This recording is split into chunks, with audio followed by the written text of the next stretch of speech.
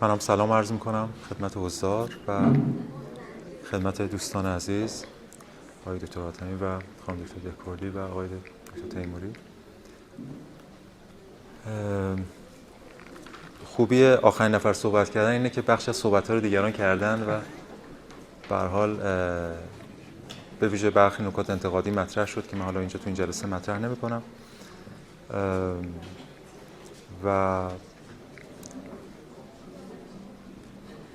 میخوام در مورد این کتاب در 2 سطح صحبت کنم. حالا نکاتی هم نوشتم ببینم چقدرشون میشه تو این جلسه بیان کرد. امیدوارم که خیلی طولانی نشه. سطح اول این که چرا باید این کتاب رو خوند و اونم طی 4 تا حالا دسته‌بندی نکاتی رو میگم که بخشش همپوشانی داره سریع عبور میکنم. یعنی چرا باید این کتاب رو خوند، به ویژه اینجا و امروز، یعنی اینجا و اکنون. و سطح دوم خب نقادانه است که چرا نباید به نظر من در این کتاب درجا زد، چرا این کتاب کافی نیست.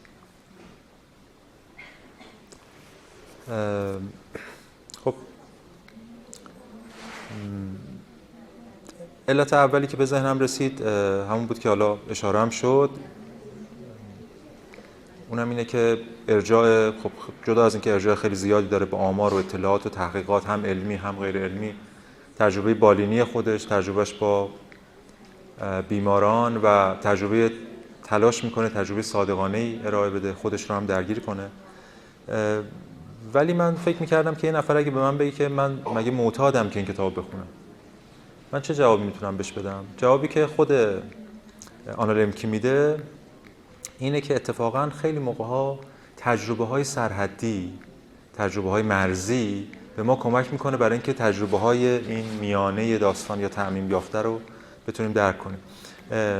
تو همین کتاب میگه که چه کسی بهتر از کسانی که از همه بیشتر نسبت به مصرف بیش از حد و اجباری آسیب پذیر هستند میتوانند به ما بیاموزند که چگونه از این نوع مصرف خودداری کنیم. اینها همان کسانی هستند که با اعتیاد دست و پنجه نرم میکنند. هزاران سال است که در فرهنگ‌های مختلف این افراد فاسد، انگل، منحرف و مروج بی اخلاقی دانسته شدند. بعد از این همه سال معتادان در تکامل خود به منطقی متناسب با عصری که اکنون در آن زندگی می‌کنیم رسیدند. حالا شاید بتونم بگم عصر ما به منطقی رسیده که متناسب شده با اون. و این به نظرم نکته خیلی مهمیه که سعی می‌کنه خودش در زندگی خودش هم این نمونه‌ها رو پیدا کنه و یه جاهایی حتی اجتناب میکنه از اون پوزیشن ارباب معرفتی که فاصله گذاری بین بیمار و مثلا پزشک یا روانپزشک و مراجع. این بحث اول که به نظرم خود متنم خوانا و شیوا و خواندنی و جذاب میکنه. بخش دوم یا در واقع علت دومی که من کتاب رو توصیه میکنم اینه که همونجور که اشاره هم شد حالا تو صحبت‌های سایر در واقع سخنرانان این بودش که این کتاب اعتیاد رو از صرف مواد مخدر به اون معنی که ما میشناسیم داره فراتر میبره. یعنی هر ماده مخدر شدتمندی، از الکل تا هروئین تا حتی همین قرص‌هایی که روانپزشکا و اینا تجویز میکنن، اونام شکلی از ماده مخدر فقط مشروعه و حتی در این توی مخرب هم میتونه باشه، یا حتی مواد مخدر دیجیتال مثل پورنو، قمار و گیم و حتی اینستاگرام و اینا از روش‌های اعتیادی استفاده میکنن، تا حتی مواد مخدر فرهنگی مثل مصرف بی‌رویه، خرید بی‌رویه، آرایش بی‌رویه. در حال همه افرادی که این کتاب بخونن به یه شکلی با این کتاب ارتباط میگیرن به این دلیل، به خاطر اینکه همه ما یه شکلی از این اعتیاد رو داریم یا خودمون رو حداقل قابل درکه برامون. اون چیزی که من اینجا بهش میگم اعتیادهای به مواد مخدر شدتمند. حالا بعد میگم چرا شدتمند مثلا، و این رو به میانجی دوپامین انجام میده. یه چیزی مثل دوپامین رو میاره وسط که بله یه اصلا حالت استعاری داره دوپامین، اصلا دوپامینی وجود نداره، حالا بعداً اشاره میکنم تو بخش دوم، ولی به هر حال اونو میاره وسط برای اینکه بتونه بگه که این اعتیاد که ما میگیم معتاد مواد مخدر خیلی فرقی با اعتیادی که ما داریم هم نداره اونقدر، انگار همه داره، انگار دوپامین مخرج مشترکه یا ترمینولوژی مشترک تمام این سطوحه که به همین دلیل موجه میکنه استفاده از دوپامین رو، البته فقط در همین سطحی که گفتم. علت سومم که به نظرم کتاب ارزشمند میکنه اینه که تأکید داره بر مسئولیت پذیری به جای فرافکنی. یعنی خیلی موقع چون ما می‌بینیم تراپی میشه جلسه فرافکنی، مشکل من مال پدرمه، مشکل من مال مادرمه، مشکل من مال اینکه اون چپ چپ نگاه کرد اونجا با من، اون فلان کرد بهمان کرد. و این کتاب ما می‌بینیم که اتفاقاً به شکل‌های مختلف داره اون مراجعانش رو و البته در سطح بعدی ما مخاطبان رو مسئولیت پذیر میکنه. یعنی چی؟ یعنی اینکه اگر ما بریم در نقش قربانی اصلا چیزی به اسم درمان شروع نمیشه. ببینید این به این دلیل دارم میگم چون تو اینجا و امروز ما خیلی مهمه این قضیه. ما در یک جامعه زندگی میکنیم که یکی از نمونه‌های بارز خود قربانی پنداریه و فرافکنی مسئولیت تو همه سطوح. از همین فرافکنی مسئولیت به خانواده گرفته که روانشناسا خیلی باب کردن تا فرافکنی مسئولیت به حکومت، تا من فقیرم مقصر اون سرمایه‌داره، نمیدونم من این مشکل دارم مقصر اون خارجیه، حالا یک سری میگن خارجی اون افغانستانی و عربه، یکی میگه خارجی اون امریکایی و نمیدونم امپریالیسمه. ولی همه این فرافکنی‌ها اینجا در یک جامعه هستیم که به سرحداتش رسیده. این منظور من نیست که دیگران مسئولیت ندارن. مسئله اینه که شما باید اول مسئولیت بپذیری تا بتونید دیگران رو مسئولیت پذیر بکنید، وگرنه چیزی نداری غیر از غرغر. و اینجاست که اشاره میکنم به این نکته‌ای که آنا لمکی هم اینجا میگه بیمارانی که داستان‌هایی تعریف میکنن که در اغلب آنها قربانی‌اند و به ندرت مسئولیت پیامد بد کارهای خود را میپذیرند، اغلب ناخوشند و ناخوش باقی خواهند ماند. آنها چنان مشغول مقصر دانستن دیگران هستند که نمیتوانند فرآیند درمان خود را آغاز کنند. اما در عوض وقتی بیمار سرگذشت دقیقی از مسئولیت‌های خود تعریف می‌کند، می‌فهمم که در حال بهبودی است. روایتی که در آن فرد همیشه قربانی است، بازتاب یک روند اجتماعی گسترده‌تر است که در آن همه ما مستعد هستیم خود را قربانی شرایط ببینیم. به خاطر رنج‌هایی که کشیده‌ایم، مستحق دریافت غرامت یا پاداش بدانیم. حتی وقتی فرد واقعاً قربانی است، اگر از این نوع نگاه فاصله نگیرد، روند درمان او هرگز شروع نخواهد شد. پس مسئله اینه که اگر واقعاً هم قربانی هستی، خب اوکی، که چی؟ یه سری قرب بزنی، یه سری فرافکنی، خب بعدش چی؟ باید مسئولیت بپذیری. حالا من یه تعبیری دارم خیلی هم اشاره میکنم بهش، میگم اگه پدر مادر با تو بد برخورد کردن، تو مسئولیت رفتار بد پدر مادرت هم هستی، تو مسئول رفتار اجدادت هم هستی. تو اگه نپذیری مسئولیت رو کی میخواد بپذیره؟ ببین این سطح متفاوتیه نسبت به سطحی که در عرصه سیاسی. در عرصه سیاسی تو باید حاکمیت رو مثلا مسئولیت پذیر کنی، تو با مطالبه گری. این یه بحثه. یه بحث دیگه ما در سطح اگزیستانسیال داریم صحبت میکنیم و اینجاست که تمام کلید اینه که ما باید مسئولیت رو تا اونجا که میشه بپذیریم و بعد از همینجا شروع کرد مسئولیت رو. که آنا لمکی توی نمونه‌های برخوردی که با مراجعاش میکنه و همچنین رویکردی هم که داره، این رو حالا در حدی که میشه اینجا ارجاع بهش داد ارائه میکنه. و نکته چهارم اینه که رویکرد حاکم بر کل کتاب اینه که عصر ما به هر حال عصر اعتیاد. یه نقل قولی هم از فیلیپ ریف میاره که میگه انسان دیندار برای نجات یافتن به این دنیا میآید و انسان عصر روانشناسی برای شاد بودن. انسان دیندار برای نجات یافتن، برای رستگار شدن، و انسان عصر روانشناسیگری برای شاد بودن، برای لذت بردن. این به نظرم یک کلیدیه که کل این بحث رو میشه باهاش باز کرد. ما وارد یه عصری میشیم که حالا من بهش میگم عصر روانشناسیگری، من بهش میگم عصر نیهیلیسم و حالا به معنی نیچه‌ای شاید بشه گفت واپسین انسان، عصر واپسین انسان ها. و پس نشون میده که اصل ماجرا عمیق‌تر از این یا اون لذته، این یا اون ماده است. خود لذت بردن، خود حال خوب، خود این قانون که هر چی حالتو خوب میکنه انجام بده. ببینید برخلاف اون خدای سادیستی عهد عتیق که همیشه جلوی لذت رو میگرفت، الان ما با یه خدای سکولار لذت طلبی طرفیم که تو این فضای معنویت و نیو ایج و اینا خیلی اتفاقا بهش ارجاع داده میشه. اینجا نقل قولی از راستوتات میاره که نویسنده کتاب دین شرعه، میگه که ایمانی که در آن واحد هم جهان وطنی باشد و آرام بخش، نوید بخش همه لذت‌های عجیب و غریب، هیچ دردی در آن نباشد، گونه‌ای همه خدایی، حالا یا همه خدا انگاری، همه خدایی عرفانی که خدا در آن یک تجربه است نه یک شخص. شگفت‌آور است که در ادبیات این خدای درون به زحمت میتوان توصیه‌های اخلاقی پیدا کرد. در این متون بارها شفقت و مهربانی توصیه می شود، اما نمیگوید که افراد در رویارویی با مشکلات واقعی چه باید بکنند. توصیه آنها این است که اگر از انجام کاری احساس خوبی داری آن را انجام بده. قاعده این عصره: فقط لذت ببر، درد نکش. این قاعده نیهیلیسم. حالا من کار به این مسئله هم با اینجا ندارم، تا اینجام اوکی، اصلا میگیم قاعده خوب. مشکل چیه؟ مشکل اینجا لمکی اشاره میکنه. مشکل اینه که این نمیشه.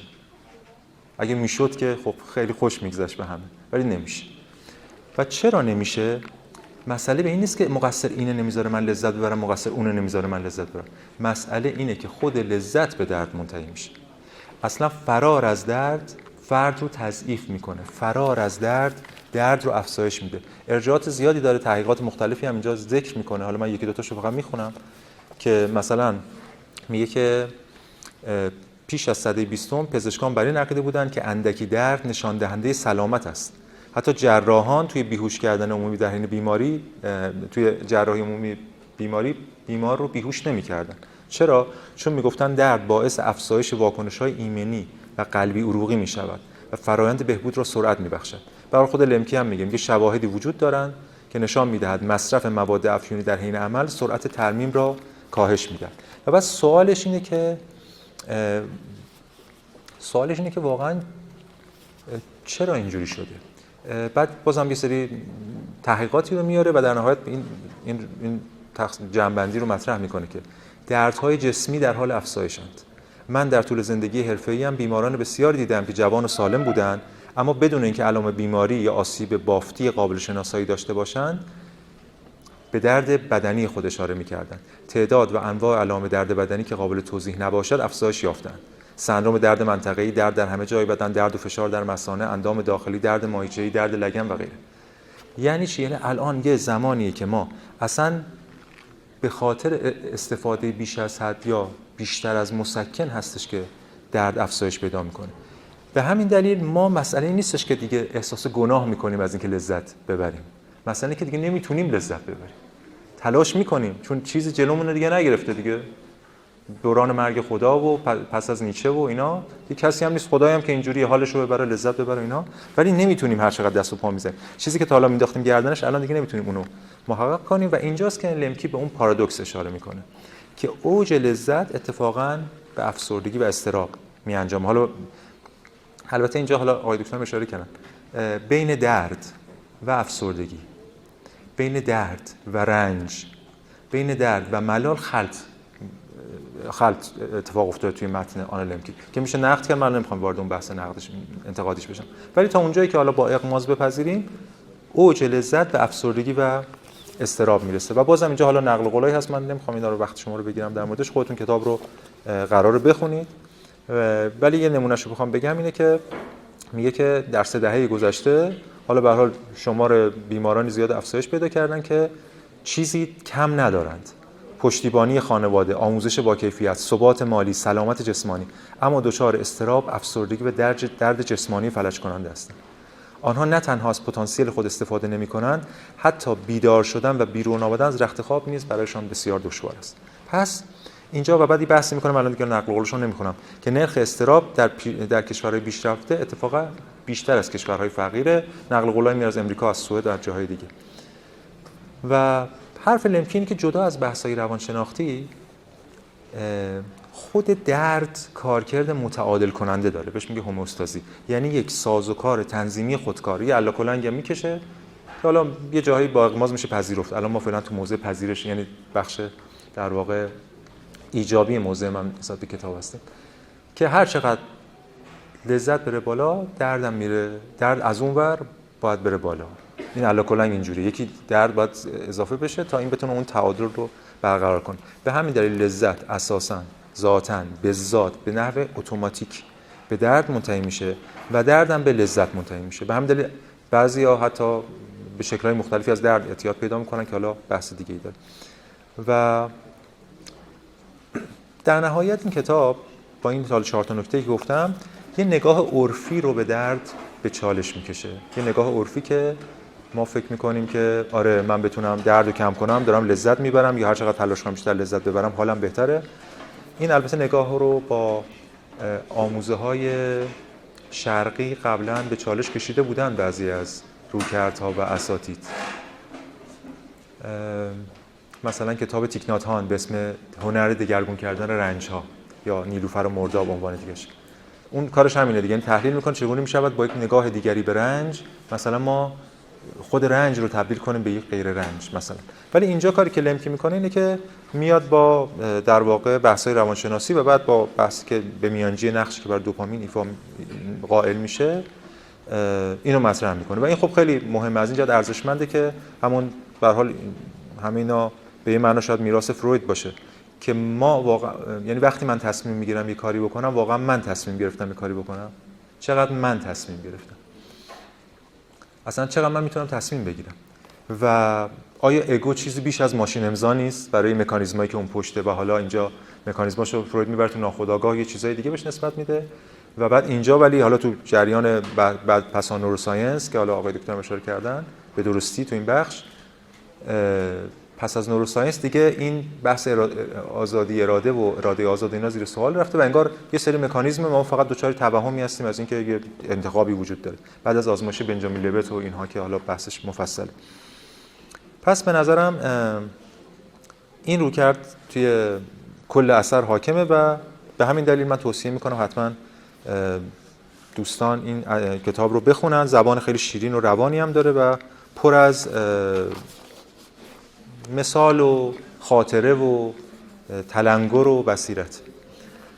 این از بخش اول صحبت من. در بخش دوم میخوام یه حالا در حد توان خودم یه نقدی رو مطرح کنم، یه دسته نقد رو که با هم مرتبطن مطرح کنم در مورد این کتاب، هرچند میشه از وجوه مختلف این کتاب رو نقد کرد، خیلی از وجوه مختلفی واقعا میشه این کتاب رو نقد، ولی حالا منم از یه منظری که دغدغه من بود و پروبلماتیک من اینجا این نقد رو مطرح میکنم. قبل از اون یه نکته در مورد نقد بگم، چون نگاه خیلی کودکانه‌ای به نقد وجود داره. اینه که من الان گفتم این کتاب بخونید، کتاب این جالبه و اینا، بعد من شروع کنم نقد میکنم، خیلی از مخاطبا میگن که خب بابا اینم که به درد نخور، اینم که جواب نمیده. اصلا بستگی داره که شما تو کدوم لایه در چه نسبتی با این کتاب برقرار بکنید. اصلا مسئله اینه که شما کدوم پله‌ای خودت. برای به نظرم اکثریت غریب اتفاق جامعه ما این کتاب دواست، ولی شما وقتی از این کتاب عبور کردی خوندی، مثلا نردبونیه دیگه، نمیتونی عاشق نردبون بشی، نردبون تو با خود ببری، نردبون میذاری کنار، نقد می‌کنی و میری سراغ بحث‌های دیگه. این بستگی داره شما کجا ایستادی و روی کرده انتقادی من یه به هر حال شاید مخاطب فکر کنه که من توقع بالایی از انسان دارم، شاید دارم عبور میکنم از اون مرزهایی که به اینها بهش میگن بیمار و سالم و اینجور چیزا، ولی به هر حال من دارم موضع خودم رو صورت بندی میکنم. نقد اول من اینم باز در 400 نقدامو مطرح میکنم. نقد اول همونجوری که حالا آقای دکتر هم اشاره کردن، من دیگه زیادم بستش نمیدم، بحث رویکرد تقلیل‌گرایانه به خود دوپامینه که آره انگار یه سیستم پاداشه، یه اسم رمزیه که همه چیزو داره توضیح میده و این توضیح چیزها صرفاً بر اساس یه سری مکانیزم‌های بیوشیمیایی، یه جور تقلیل‌گرایی ماتریالیستی که روانشناسی اتفاقاً بخشی از روانشناسا خیلی دست و پا میزنن که اینو به خاطر اینکه بچسبونن خودشونو به علم و اون معیارهای علمی اینو انجام میدن، ولی همون نقدهایی که به معیارهای علمی و روش علمی وارده اینجا وارده، حالا به مراتب حتی توی سطح‌های عمیق‌تری هم وارد میتونه باشه، یعنی اون خود تصدیق‌گری که توی علم هست.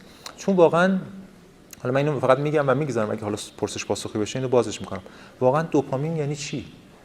اصلا نامی که ما اصلا این هورمون ها، این تقسیم بندی ها، ما یه قصه‌ای داریم در مورد انسان میگیم، در مورد روان، در مورد بدن، و تو این قصه یه سری کارکردهایی هستن.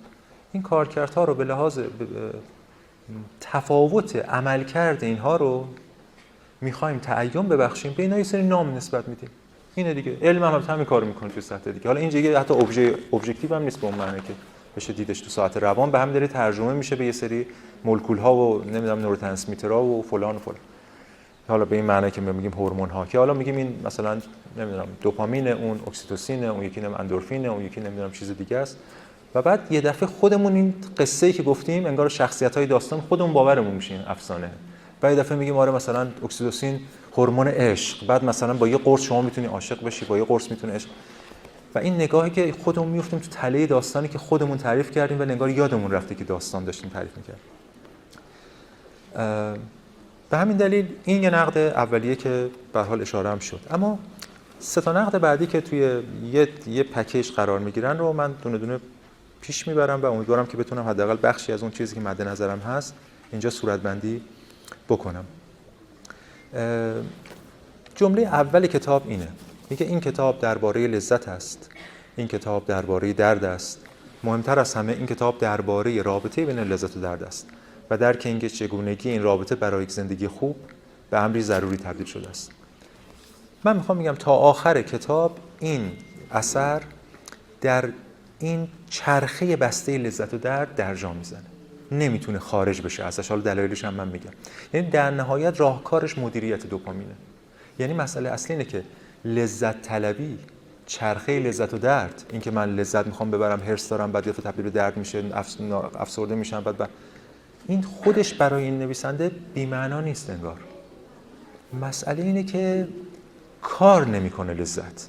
یعنی به خاطر اون اتفاقی که میفته، همین تعادلی، همین نورو آداپتیشن که اتفاق میفته و اینا، چون لذت کار نمیکنه و لذت افراطی به درد منتهی میشه، راهکارش اینه که ما فقط دوزو پایین‌تر نگه داریم. کل ایده‌ای که تو این کتاب هست به نظرم اینه که ما دوزو بیاریم پایین، چون درد کمتر میشه و این کتاب از چرخه میل خارج نمیشه. شاید بنبست خود روانشناسی باشه به این معنی، حداقل این رویکردها تو روانپزشکی حالا مشخصا.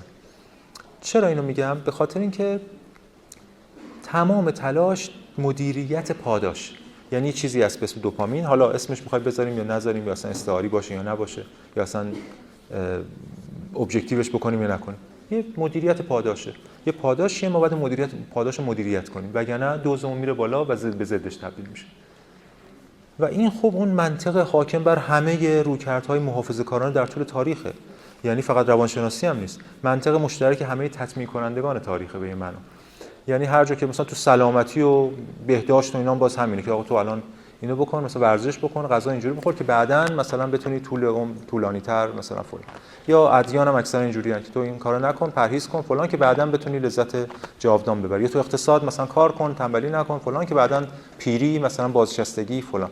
و البته عملاً این اتفاقات، این وعده ها اکثرا اتفاق هم نمیفته، ولی مسئله اینه که این مدیریت پاداشه، تو همون مکانیزم بازتولید چرخه است. به همین دلیل حتی توی متن از دوپامین خوب و بد هم صحبت می‌کنیم. این دوپامین خوبه، اون دوپامین بده. یعنی باز ولی اخلاق رو چی استوار میکنه؟ ببین این در یک کلام خوب و بد رو چی استوار میشه اینجا؟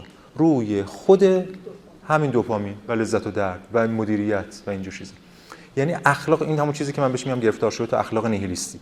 ببین خیلی خلاصه بخوام بگم، سوالی که خانم لمکی میتونه جواب بده از به مراجعش که داره میاد، مراجعش اگه ازش سوال کنه اینو میتونه جواب بده. مراجع اگه ازش بپرسه که من چرا باید ترک کنم، خانم لمکی جواب میده که خب معلومه چون سالم باشی، کمتر رنج ببری، بیشتر و طولانی‌تر لذت ببری اینا. ولی اگه مراجع سوال کنه که مثلا چرا باید سالم باشم، چرا باید اصلا زندگی چه ارزشی داره، چه جواب میخواد بده؟ و اینجاست که اتفاقا میبینیم که یک تناقضاتی، یه تنش‌هایی رو این نگاه، چون به خاطر که از یه حدی عمیق‌ترم نمیشه، نمیتونست در واقع پوشش بده و بهش بیاندیشه. و به همین دلیل اگه پاسخ نمیداد خوب بود، باز میگفتیم ما این نگاه، این رویکرد روانپزشکی از این حد جلوتر نمیره. پاسخ میده و پاسخ محافظه‌کارانه میده به ماجرا. پاسخش در نهایت تلویحاً و صریحاً اینه که هیچ ارزشی جز لذت نیست. پس اگه زندگی اینجوریه که تو بالا پایین داری، اولا با وضعیت نیهیلیستی خودت کنار بیا، پذیرش نیهیلیسم کن، کنار بیا باهاش، با اون خوش باش. یه منبری رفته آخرش، حالا اون 9 فصل داره کتاب و یه منبر، یعنی نتیجه گیری. که نتیجه گیری میگه که آخر کتاب دقیقاً جایی که قرار نتیجه گیری کنه، شما را دعوت میکنم که راهی پیدا کنید تا تا تمام خود را در نعمت زندگی که به شما ارزانی شده غرق کنید. اصلا اینجا یک نگاه پیامبرگونه، بعد شما را میگم راهی پیدا کنید. خب واسه چی مخاطب بخونه این متن که تازه بره خودش راه پیدا کنه؟ راهی پیدا کنید که بتوانید از فرار کردن از هر چیزی که از آن فرار میکنید دست بردارید. در عوض با آن روبرو شوید، به سمت آن بروید. تنها در این صورت است که جهان جادویی به شما خودش رو نشون میده. دیگه لازم نیست فرار کنید. و بعد در ادامه میگه تمرین سلامتی تمرین هر روز است. و بعد همین منطق رو تا آخر این بخش ادامه میده. تمرین سلامتی تمرین هر روز است. ببینید سوال اصلی که اینجا مطرح میشه این که ما زندگی میکنیم برای اینکه سلامت باشیم یا سلامتیم برای اینکه یه کاری بکنیم تو زندگی، یه ارزشی داشته باشه زندگی. وقتی شما ارزش زندگی رو فرو میکاهید به همین چرخه، سلامتی میشه هدف. خیلی پوچه، خیلی بی‌معناست. به قول نقدی که دکارت روی مفهوم امتداد میکرد، گفت امتداد نمیتونه جوهر باشه، چون امتداد خودش چیزی نداره. سلامتی برای هدف، یا حتی لذت. ما لذت میبریم که زندگی کنیم یا زندگی میکنیم که لذت ببریم؟ بعد وقتی که توی گفتمان نیهیلیستی لذت میشه خود هدف، اون وقت ما دچار این بحران میشیم که نمیتونیم هیچ ارزش اخلاقی رو نسبت بدیم. و حالا ارزشی که اینجا اون اسم رمزی که مطرح میکنه و به نظرم چیزی که باید به شدت نقد بشه روی جلد کتاب هست، مفهوم تعادله که به نظرم پزشکی، روانشناسی، حالا احتمالاً آقای دکتر بعضی صحبت من شاید نقدایی هم داشته باشن. مفهوم تعادله یعنی تعادل، اینجا یه چیزی وجود داره به اسم اسطوره تعادل که انگار ما میخوایم به جای اینکه بیرون بریم از این چرخه، رهاشیم، آزاد بشیم، بتونیم یه جای امنی، یه گوشه پیدا کنیم و بمونیم. من بهش میگم ماندن محافظه‌کارانه. و اینجا یه توهمی از تعادل وجود داره، یعنی انگار تعادلی هست. این توهم فقط اینا ندارم، به نظرم هر کسی که از تعادل حرف میزنه توهمی داره. یعنی هر کسی که با این نگاه پیشاهگلی از چیزی به اسم یه امر متعادل، حالا حتی تو اکولوژی باشه، تو جغرافیا باشه، در انسان باشه، از تعادل حرف میزنه، دچار توهمی. ببینید چی میگه لمکی؟ میگه اما جای امیدواری هست. همه اینا رو میگه، تنش هست، فلان هست، اما یه امیدواری وجود داره. چیه؟ اگر به اندازه کافی صبوری کنیم، مغز ما معمولاً به نبود ماده مخدر عادت میکنن و هم ایستایی پایه دوباره برقرار میشود که خود سطحی از تعادل است. وقتی تعادل برقرار شود، دوباره میتوانیم هر روز از پاداش‌های کوچک لذت ببریم، به پیاده روی برویم، طلوع خورشید را تماشا کنیم و از غذا خوردن با دوستان خود لذت ببریم. یعنی کل زندگی، کل اون هدف فرو کاسته میشه به همچین چیزی. این البته فریب فرهنگه، حالا اون بحثش مفصله که این همون نقده که چرا لمکی نمیتونه ملال رو ببینه. چون نکته کلیدی اینه، اتفاقا ببینید ملال نتیجه تعادله. اصلا یه چیز فراتر از اون، ببینید اصلا شعار روی جلد، تعادل در مصرف دوپامین در عصر افراطیگری. میشه نشون داد افراطیگری نتیجه تعادل. تعادل اینجاست که ما برسیم به یه جای امنی، خب دیگه متعادل باشیم و دیگه ما رها شدیم از این تنش‌های نمیدونم فلان مواد مخدر یا اعتیادها و فلان. بلکه مسئله اینه که اتفاقا ملال نتیجه خود تعادله. یه نکته دیگه هم هست، یه توهمی از یه تعادل از دست رفته‌ای هم هست. انگار یه زمانی یه تعادلی بوده، فصل 6 این کتاب اصلا اسمش از تعادل از دست رفته. یعنی انگار یه زمانی یه تعادلی بوده به نحو نوستالژیک که قبلا ما خوشبخت بودیم، حالا به قول معروف کاکتوس در جنگل‌های بارانی. ما الان کاکتوس در جنگل‌های بارانی، ولی یه زمانی کاکتوس در کویر بودیم. و سوال نمی‌کنه اصلا ما چرا باید کاکتوس باشیم؟ فهم مسئله اینه. هر کسی که بیاد، من موضوع انتقادی دارم دیگه و میشه نشون داد ریشه ها و تناقضات این قضیه رو. هر کسی که بیاد ارجاع بده به یک نوستالژی در گذشته که ما یه زمانی خوشبخت بودیم، الان پس باید برگردیم به اون دوران. انگار تلویحا لمکی داره میگه ما این تکنولوژی و اینا رو بزنیم کنار، برگردیم به یه دورانی. هر کسی هر رو کردی، چه بگه برگردیم به 2000 سال پیش، چه بگه برگردیم به زمان شاه، چه بگه برگردیم به صدر اسلام، چه بگه برگردیم به بهشت پیش از هبوط. همه اینا این نکته رو نادیده میگیرن که اگه ما اونجا خوشبخت بودیم، چرا با انزجار از اونجا فرار کردیم؟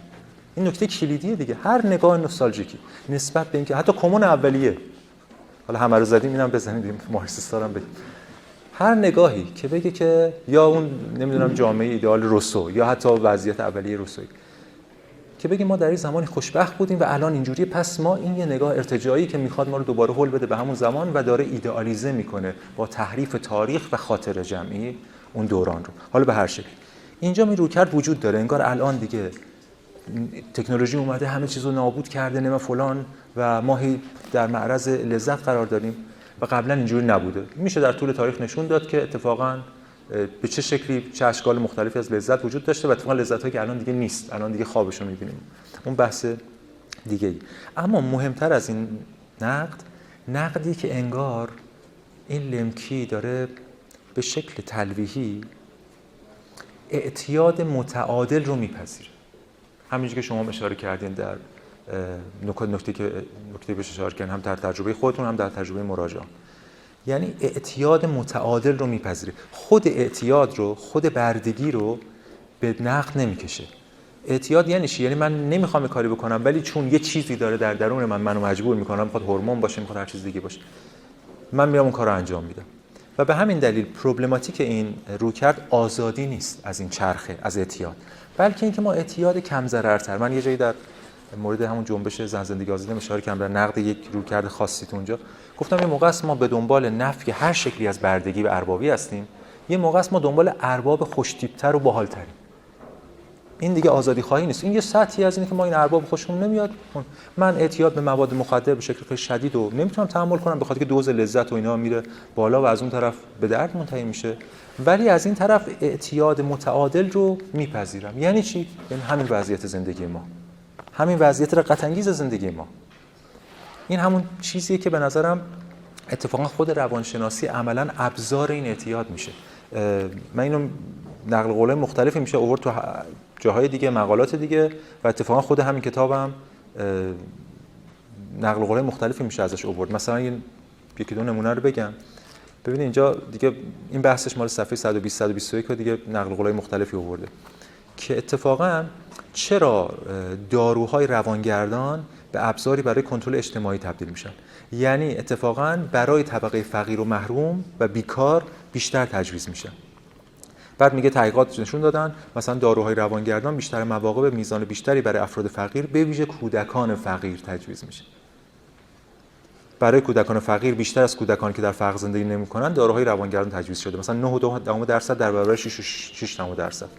بعد میگه این فقط مال امریکا نیست، تو سوئد هم یه بررسی شده که محرومیت ملی تاثیر داشته روی اینکه یعنی دکتر پزشکی روانپزشکی هر کی است ببینه طرف فقیرتره در روانگردان یا افیونی تر بهش میده برای اینکه این بیفته و کرخ بشه و عملش محدود بشه.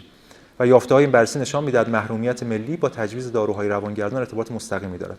داروهای افیونی به طرزی ناعادلانه بیشتر برای فقرا تجویز میشوند. یا یه جای دیگه میگه در امریکایی‌های تحت پوشش برنامه بهداشتی آمریکا، یعنی همون خانواده‌های کم درآمد، میزان تجویز مسکن‌های افیونی 2 برابر سایر بیماران است. میزان مرگ و میر این بیماران در اثر داروهای افیونی نیز 3 تا 6 برابر سایر بیماران است. این یعنی خود این داروهای افیونی یعنی روانپزشکی به این شکل خودش بخشی از این مکانیزم، بخشی از ابزار این اعتیاده که به اینا اون کسی که میره مواد مخدر توی کوچه میخره یا استفاده میکنه احساس میکنه من معتادم، ولی کسی میره دکتر میگیره که همچین احساسی نداره. به همین دلیل این داروها میشه مواد مخدر رسمی. اتفاقا یه کتاب دیگه لمکی داره، فکر کنم بعد از اینم نوشته، اصلا راجع به همینه دیگه، راجع به اینکه دکترا به مثابه دراگ دیلر، که اونم به نقدای خیلی جالبی هم اونجا مطرح میکنه. اما این چیزی که اینجا مهمه و به نظرم کلیدیه تو این نقد سومی که من مطرح کردم اینه که اوکی تعادل، اصلا ما به تعادل رسیدیم، بعدش این به نظرم مهمترین سواله. این همون سوالیه که اتفاقا به معتادا گفته میشه به دروغ برای اینکه ترک کنن. یعنی به معتاد گفته میشه که آقا تو ترک کنی همه چی گل و بلبل میشه. حالا تو جلسه قبلی هم که تو همین مجموعه پانوراما بودیم در مورد این صحبت کردم من که الان نمیخوام به اون برگردم. و معتاد فکر میکنه اوکی من الان دیگه ترک کنم همه زندگی گل و بلبل میشه. بعد ترک میکنه میبینه زندگی همون وضعیتی که همه ما، چالشایی که همه ما داریم باش مواجهیم. به همین دلیل سریع اون فرد رو میان با اعتیادهای مشروع و مقبول جایگزین میکنن و اعتیادشو. یعنی طرف ترک کرده و بعد میگن خب این معتاده برای که دوباره نره سر ما چیکار کنیم؟ بره سر کار. یعنی طرف با اعتیاد به کار، همینجوری که خود شما اشاره کردید، داره اعتیاد به موادشو، بعد اون ولی مقبول، قهرمان هم هست، جایزه هم بهش میدن، تشویقش هم میکنن، یا اعتیاد به چیزای دیگه. و این نگاه خیلی کودکانه یا سطحی نگرانه یا خوشخیالانه داره که بهش میگن هپی لیور افتر توی داستان‌ها. یعنی چی؟ یعنی مثلا دو تا زن و مردی یا حالا عاشق و معشوق به هم میرسن و از اون به بعد که تازه شروع میشه چالش اینا داستان تموم میشه، از اون به بعد به خوبی و خوشی زندگی کرد. اینجا مسئله همینه. ببین نگاه هپی لیور افتر داره لمکی به ماجرا. حالا من یه نمونهشو میخونم. این از کتاب لمکی دارم میخونم. این فکر نکنید که سریال ماهرمزونی صدا و سیماست دارم فصل آخرش رو، قسمت آخرش رو میخونم. یه بیماری داره به اسم جیکوب که اون بیماره حالا به یه معنایی رها شده از اون اعتیادش و بعد اومده، بعد دیده این هم پوستش هم قشنگتر شده، نمیدونم خوش‌تیپ‌تر شده از این حرفا. بعد میگه که من میدونم فرد وقتی حالش بهتر میشه همه چیزش بهتر میشه اینا. بعد جیکوب بهش میگه که همسرم دارد برمیگردد، البته هنوز جدا زندگی میکنیم اما برای دیدنش به سیاتل رفتم و 2 روز فوق العاده خوب را با هم گذراندیم. خب نبوده مدت‌ها، بعد 2 روز با هم بودن، خب محصل دیگه خوش گذشت. قرار است کریسمس رو با هم باشیم. بعد این میگه جیکوب خوشحالم. بعد جیکوب جواب میده از اعتیادم رها شدم، دیگر مجبور نیستم مراقب همه رفتارهایم باشم، آزادم که دوباره تصمیم بگیرم چه میخوام بکنم. 6 ماه از ترکم گذشته است، اگر به همین شیوه ادامه بدهم فکر میکنم حالم خوب خواهد شد، بهتر از خوب. به من نگاه کرد و لبخند زد، من هم لبخند زدم. خب اوکی ترک کردی، تازه سلام بی معنای جهان. تازه طرف برگشته سلام فلاکت های رابطه، تنش های، چالش های پارتنرشیپ. این ببینید این یه نگاه هپی ایور افتره که به همه ما داده میشه دیگه، اگه این تموم شه تازه چیزی شروع میشه. و به همین دلیل وقتی که تو این کتاب از صداقت افراطی صحبت میشه که منم همراه هم باش توی سطحی، یا حالا بهتره بگیم که صداقت رادیکال آنستی، که حالا مترجم اینجا ترجمه کرد صداقت افراطی، به نظرم رادیکال بهتره بخاطر که دو معنی داره رادیکال، هم عمیقه و هم افراطی. اما خود برداشتی که لمکی داره از صداقت رادیکال اونقدر که باید رادیکال نیست، یعنی غیر رادیکاله. چرا؟ چون صداقت رادیکال یعنی نقد رادیکال، یعنی رفتن به بنیان‌ها تا اونجایی که البته میشه و فرد توان داره. البته نقدی که من به لمکی میکنم به این معنی است که لمکی باید مثلا تا این سطح رو میدید. به حال ایشون ریشه‌های فلسفی نداره، نگاش معمولا خیلی به هر حال هر چی باشه روانپزشک دیگه، روانپزشک و تو سطح چارچوب روانپزشکی میگنجه و یک آدم آکادمیک مسئول اون کلینیکه که وابسته به دانشگاه استنفورد و اینجور چیزا. این نقد سوم. و نقد آخر و چهارم من بخوام مطرح کنم بحث سوژه زدایی از انسانه. یعنی غایتی که اینجا ارائه میشه با همه این حرفایی که زدم، یعنی جمع‌بندی این نقد هاست از تعادل و دوپامین و اینها، غایت در واقع نرمالیزه کردن انسانه، یعنی انسان نرمال، یه چیزی که من بهش میتونم بگم صغیرپنداری انسان. تمام اون ترفندها و کلک‌ها و حقه هایی که به اسم خودمهاری اینجا مطرح میشه در واقع مثل گول زدن بچه میمونه، حالا چه مدل زمانی چه مدل مطلق چه هر چیز دیگه.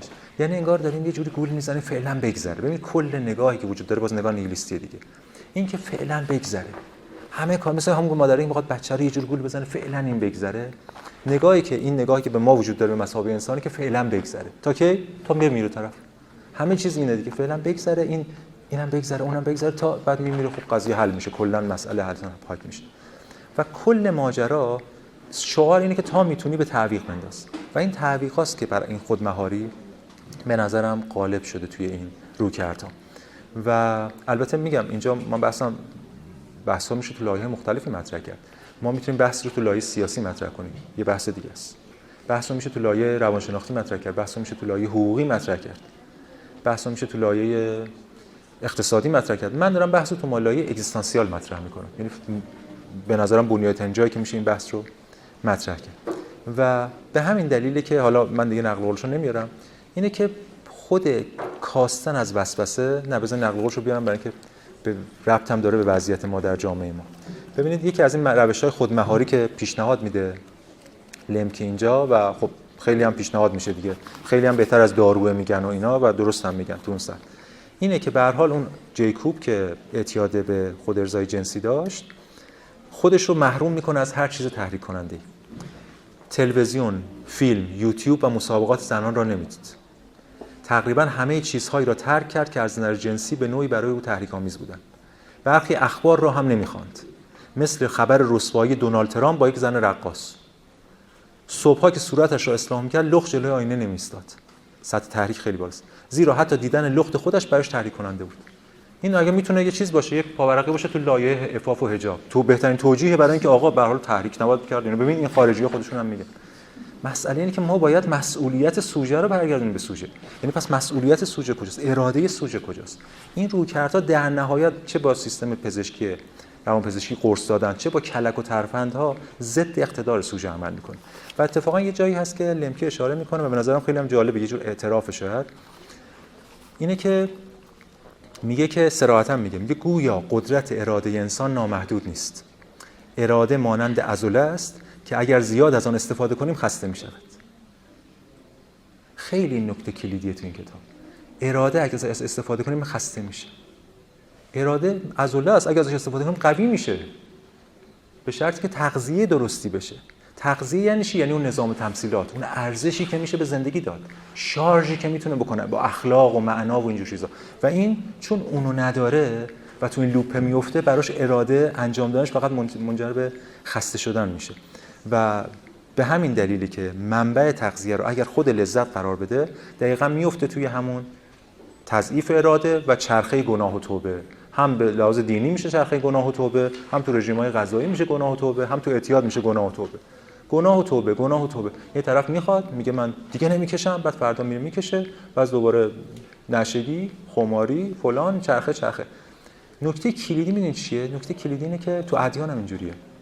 گناه برای این نیست که تو انجام ندی، برای اینه که انجام بدی، عذاب وجدان بگیری، خود تحریک هیجانی فعال بشه، خود سرزنشگری فعال بشه، خودتو دشارژ کنی، یه چیز دیگه رو شارژ کنی، توبه اتفاق بیفته و این چرخه ادامه پیدا کنه. و اینجا هم همینطوره. این برای این نیست که شما انجامش ندی، برای اینکه بری سراغش و بعد چرخه رو روانپزشکی و فلان و داروها رو و خود این کسایی که دارن از این چرخه ها سود میبرن رو بتونی هی باستولید کنی. پس مسئله اصلی و سوال اصلی اینه که آیا اینو اصلا هر کسی از خودش بپرسه، حالا شاید این برداشت بشه و برداشت شاید درستی هم باشه که این انسانی که مد نظر منه، یه کمی من توقعم بالاست، یه کمی دارم رادیکال موضع گیری میکنم. قطعا اینجوریه. بله هر کسی موضع خودشو داره. بله آقای دکتر از دانشگاه تهرانن، از گروه روانشناسی اونجا و از اون موضع، از اون در اون جایگاه صحبت میکنه. هر کسی در جایگاه خودشه. منم در جایگاه خودم باید این حرفو بزنم، نباید کوتاه بیام به هیچ بهانه‌ای توجیهی بشه برای هر شکلی از این رویکردها. پس میشه با یک نگاه انتقادی این نکته رو مطرح کرد که و شاید حتی هر کدوم از ما از خودمونم بپرسیم بتونیم این جواب بدیم.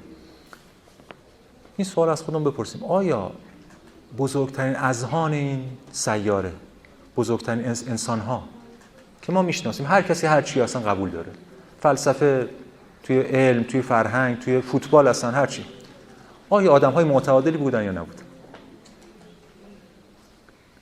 مسئله اینه دیگه. تعادل نمیتونه اون بزنگاه رو، اون مرزها رو باز کنه، اون گشایش رو ایجاد کنه. و به همین دلیله که اتفاقا قرص‌های آرامش بخش و این روش‌ها چون به نفع تعادل ضد خلاقیت عمل میکنه.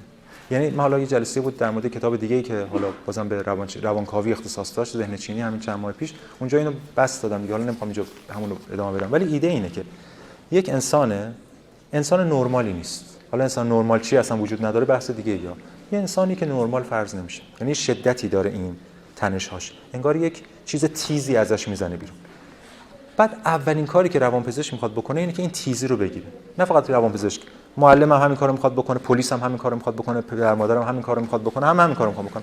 این تیزیه رو بگیریم که این نرمالیزه بشه. و قرص آرام بخش میخوره فرد، قرص ضد اضطراب میخوره و بعد اون تیزیه فرضاً که گرفته بشه، که میدونیم اتفاقاتی ساید افکت داره و اینا، ولی فرض میکنیم گرفته بشه. فرض کنیم مثلا قرص جواب بده. چه اتفاقی میفته؟ این دیگه خلاقیتش هم دست میده.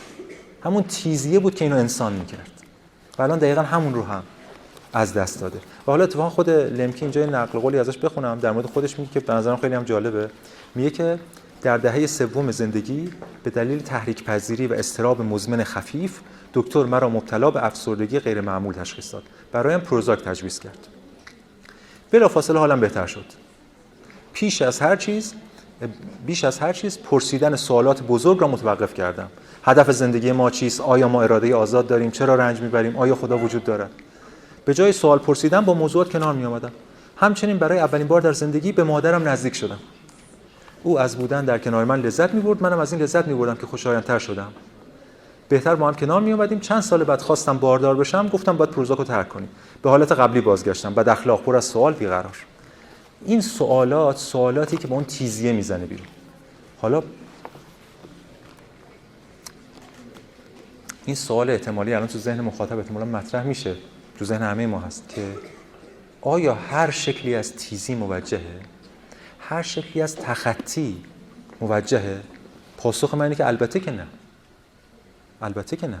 ما یه مرزهای انسان نرمال، یه انسان منقبض، حالا به تعریف یکی از اساتید گفت انسان عادی، انسان متمرکز بر انقباض. انسان متمرکز بر انقباض که بسته است نرم.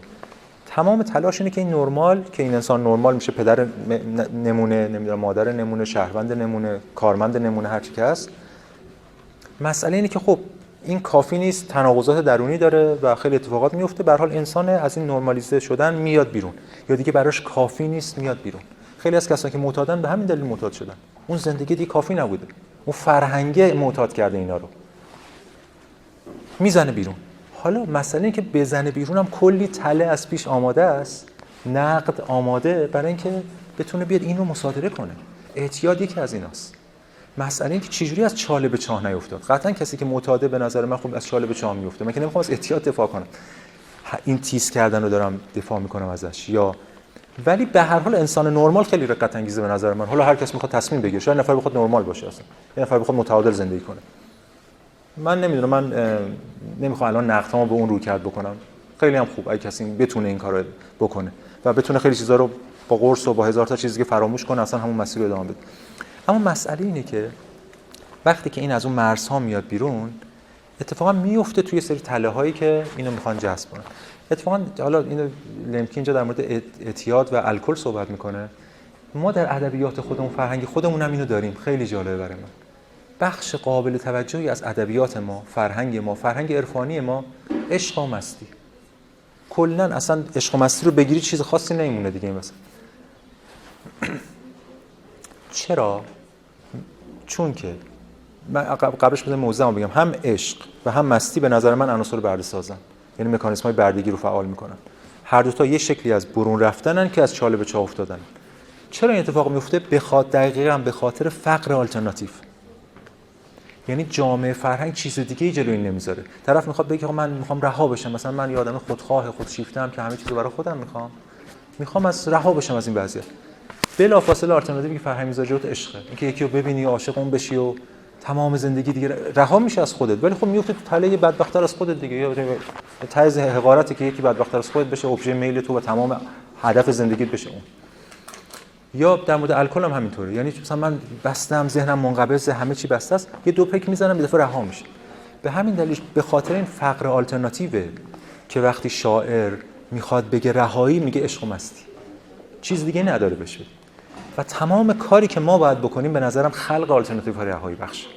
یعنی پروژه‌ای اگه هست یعنی چه آلترناتیو رهایی بخش؟ یعنی رهایی در عین هوشیاری، مسئولیت پذیری، آگاهی، آمادگی، قاطعیت. و مسئله اصلی اتفاقا به نظرم عبور از خود این دوگانه کاذبه، یعنی دوگانه تعادل و افراطیگری. تعادل و این افراطیگری، یعنی تعادل برده‌بار و افراطیگری برده‌بار. دوگانه آزادی و بردگیه. و این هر دو شکلش به نظرم این شکلی از بردگی رو داره. یه لوپ کاذبیه که چون از افراط هم همیشه لولو میسازن برای اینکه ما رو به سمت تعادل هل بدن دیگه.